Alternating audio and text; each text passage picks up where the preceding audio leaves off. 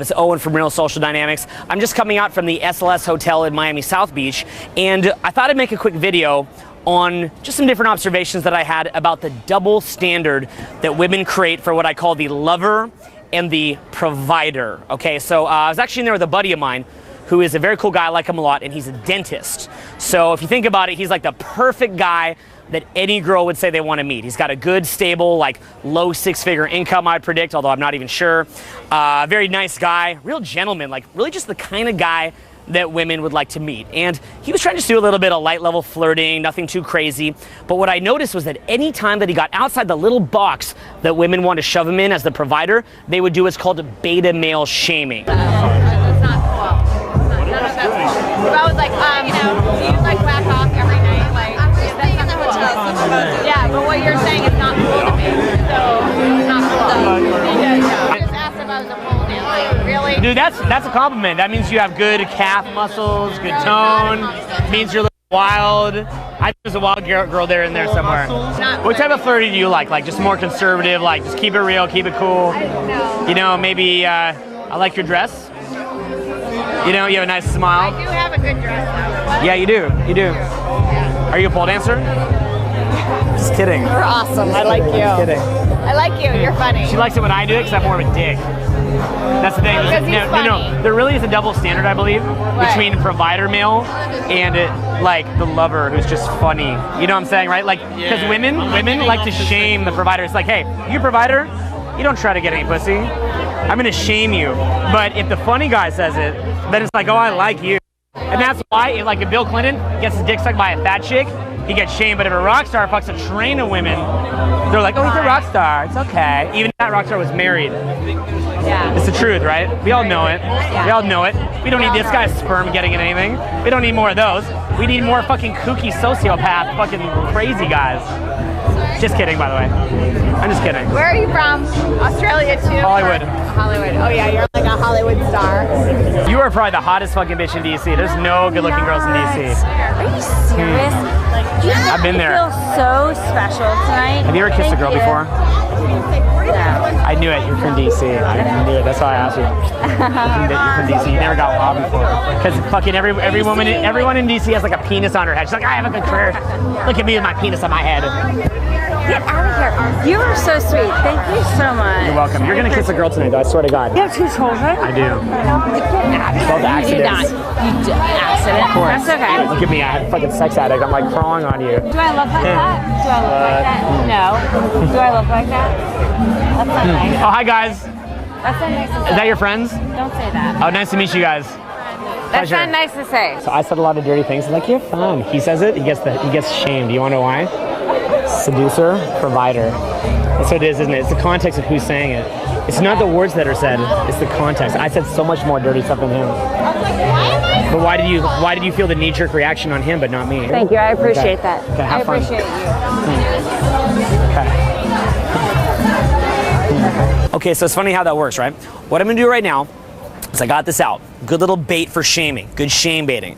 And we're gonna shoot back in, and I'm gonna lower down my tonality a little bit, be a little bit less fun, be a little bit more conservative, and see if we can bait any girls to start giving me shit about this, like, hey, little beta male, are you trying to get laid? Don't get any ideas. We're gonna need you for a good divorce after 30. Okay, let's see if we can find some girls to do that just by changing in my demeanor. Very sweet. I think it's a good idea to wear your shirt then. No, just because I'm very gentlemanly. Oh my god. No, Owen, that's the meanest thing that this woman's ever said. How do you feel about that? I triggered it out of you. That's your game? Mm-hmm. Woof. I feel like that's a personal question that I don't want to answer. If I don't buy into your LA bullshit, I do think your shirt is too low, but I appreciate your honesty. For girls like this. So, beta male shaming basically comes from girls or even guys sort of subconsciously understanding that you need to have these guys that, you know, will be good providers for the women, keep society stable, and I don't mean to be nasty, because I'm not saying this is how all marriages wind up, and a good marriage should not wind up like this, but even to provide money in divorce, because,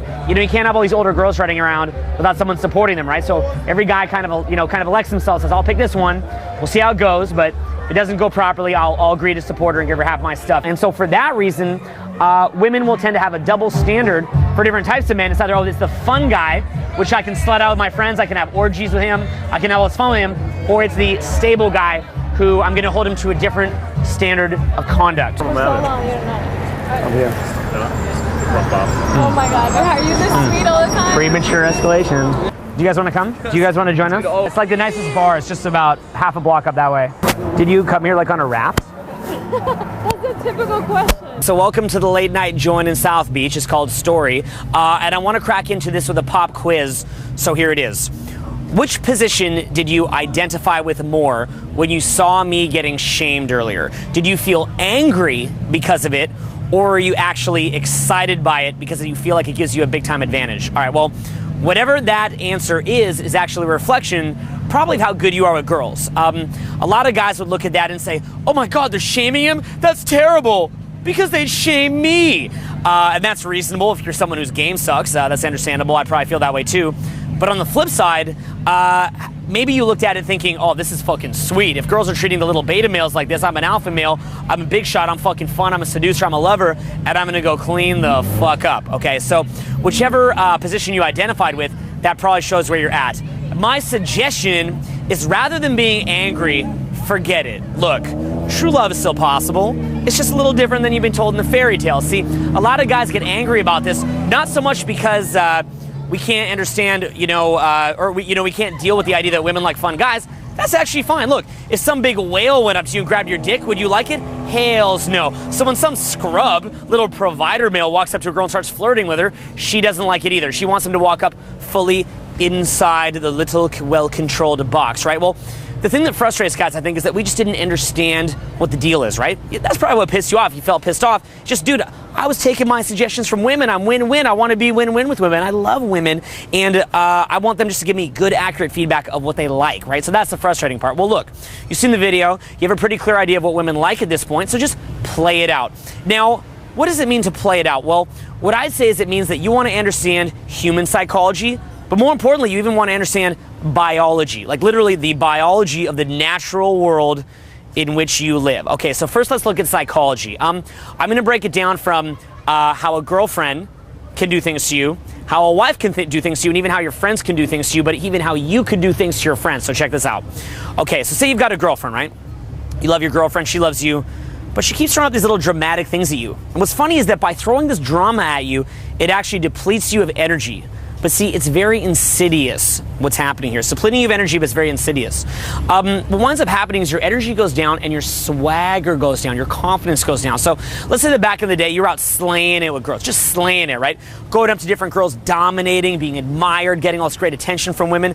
And your experience of women is just these positive, fun emotions of being this fun guy, being a dominant guy, and it's boosting your confidence, right? You can read a book called The Winner Effect on this. Check out the book, The Winner Effect. And you're right in the midst of the winner effect because you're dominating with girls.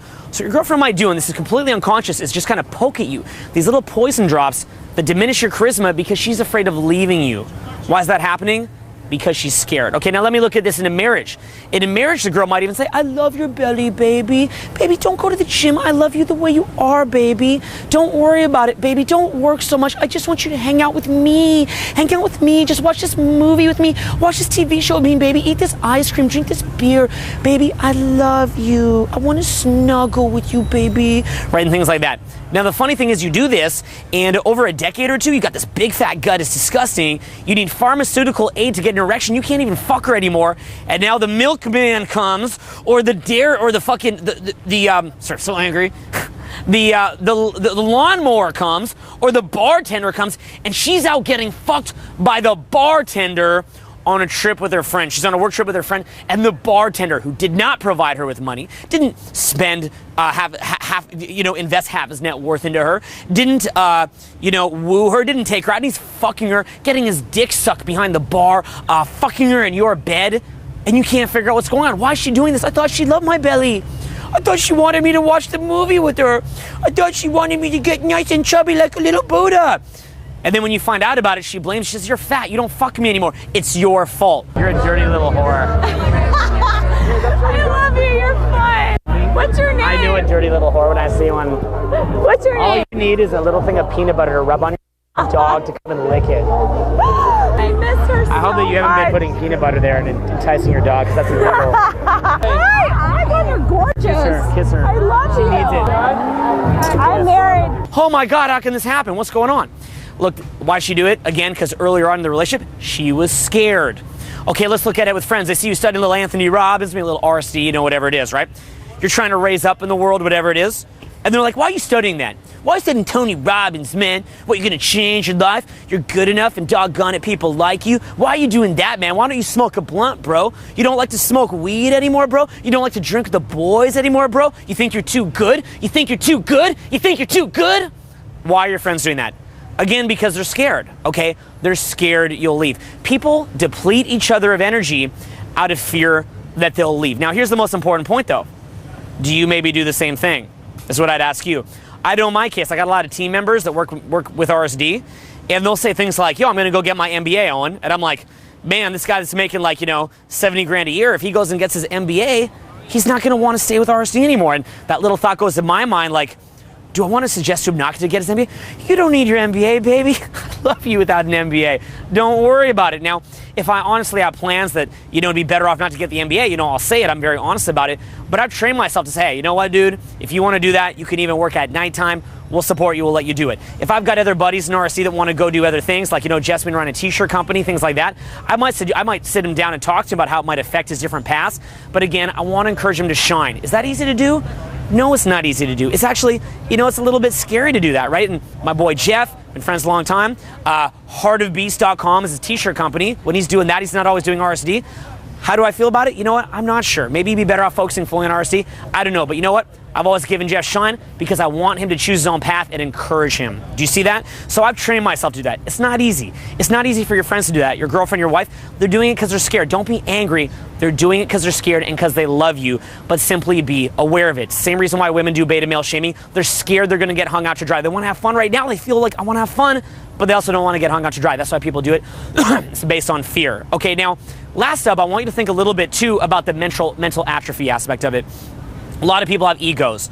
I'm this person. If another person fucking starts to shine, if he's got the motherfucking brass ring because he's winning, what's that say about little old me? What's that say about my decisions? Why am I scrubbing out? Funny how that works too, right? It's an affront to the ego when they see you shine, and that's why people can be crabs in the buckets. They call that haters because they don't like to see you shining, right? It affronts their own ego. Also, it affronts their beliefs about the world. How can the world work like this if he's rising up? What does it mean? What does it mean about my choices? If I'm sitting here drinking beers, scrubbing out, fucking up, eating the ice cream, watching the TV, what does it say about my decisions? Am I being left behind? People fear being left behind. So the world's a scary place, right? You can see that. The world is a scary place. And there's a lot of psychology going on there where people in the world are scared. Their egos are scared. Their sense of reality is scared. They want a stable environment. Stability. No affront to the ego. Mental atrophy. It's human nature. I do it. You do it. We must train ourselves out of it. We must learn. And we must all decide to grow. Conflict is all around us. What can we do? How do we fit into our environment? Should we cry about it or find a way to be adults? The job that lasts until retirement, the true love that lasts forever, the reminiscing of the good old days. What do these things have in common? Human beings crave predictability. They crave stability. Our DNA and the DNA of all life wants to maximize benefit while minimizing effort. Okay? Stop and think about that. Any form of life wants to maximize benefit while minimizing the use of time and energy. That's why we crave the good old days. We crave the true love that lasts forever. We crave the job that lasts forever. It doesn't mean that those things aren't great, but it's the DNA's romanticizing and creating sort of an urban legend about things that are basically oversimplified. Now, what does that mean for you? What I want you to do is get to the point where people expect you to be unpredictable. They expect you to be wild. They expect you to be fun. And here's why. Okay, let's say that you go onto a wave, and the wave's fucking crazy, and it's throwing you around, and you're laughing, and you're having a ball. Is that good or bad? It's good because it's within your expectations. You're not mad at that wave for throwing you around, or a roller coaster for throwing you around, because when you go there, that's what you want. Conversely, think about a floor or a road that you step all over. When you step onto a road or you step onto a floor, you're gonna step on it for your support. You expect it to be stable. See, I like waves. I like floors, but if I'm gonna step on the fucking floor, I don't wanna suddenly find out it's a wave. And if I'm on a nice wave and I'm expecting a wave, I don't wanna suddenly find out it's a floor. So if you present yourself as completely unpredictable and a completely wild, completely fun, and people expect that from you, you're just that wild, crazy guy, well, what happens? now you get the pass, the player pass, the pimp pass, the fun guy pass, and you get the double standard working in your favor. You like fucking peanut butter? My dog likes fucking peanut.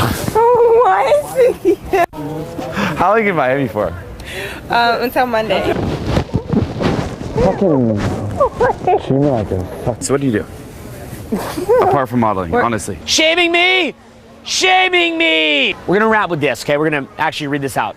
This is an abstract about pregnancy, which is commonly thought of as the most beautiful union between two people, okay? Stop and really think about this. Pregnancy, birthing a child, right? The ultimate union between two people. Well, listen to this.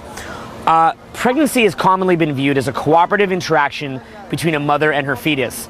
The effect of natural selection on genes expressed in fetuses, however, may be opposed by the effects of natural selection on genes expressed by the mother.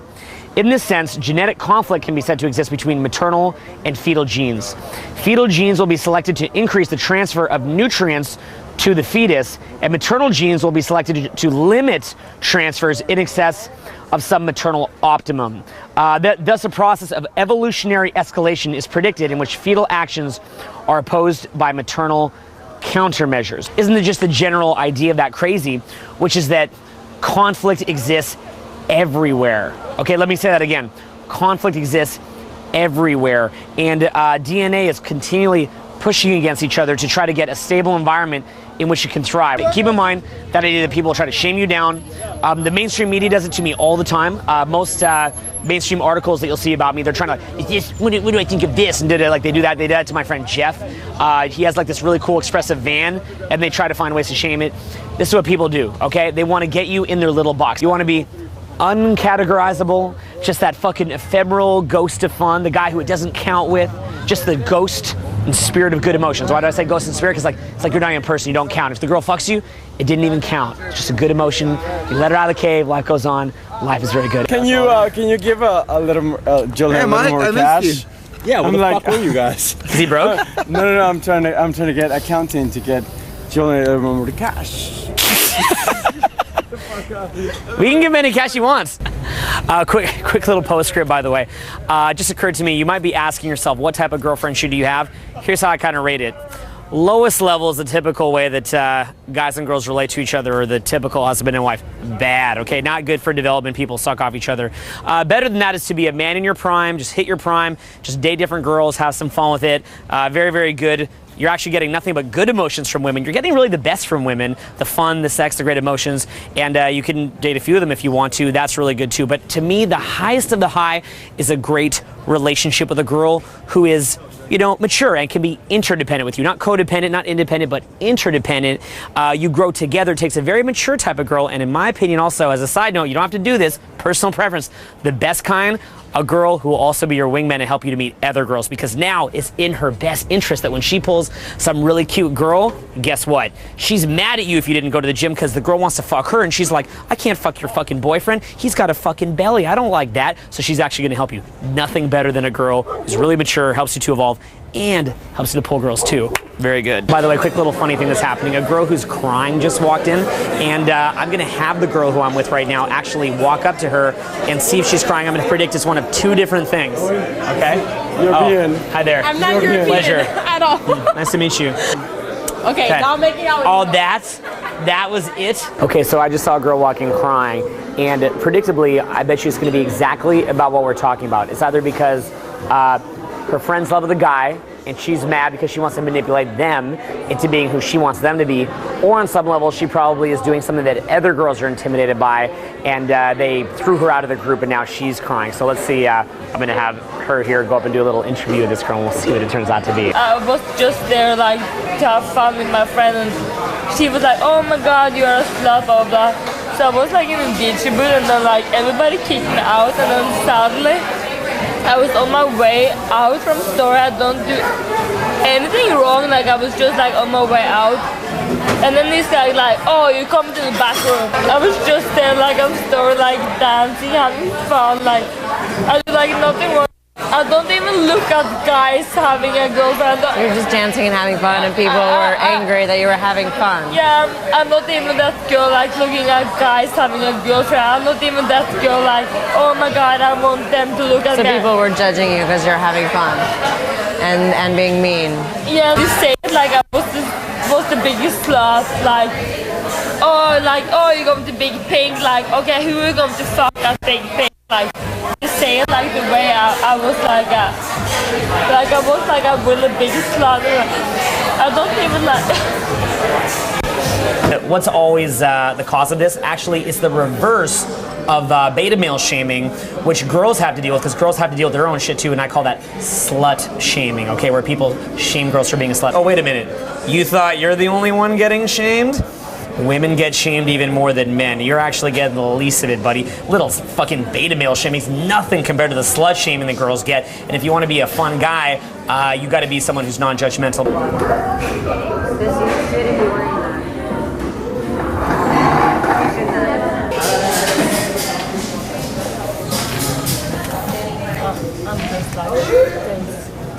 Are you open?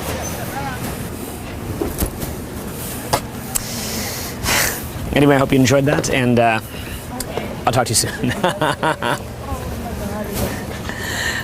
Get a girlfriend wing. There's really no other way to do it. It's the best in the world. Good night.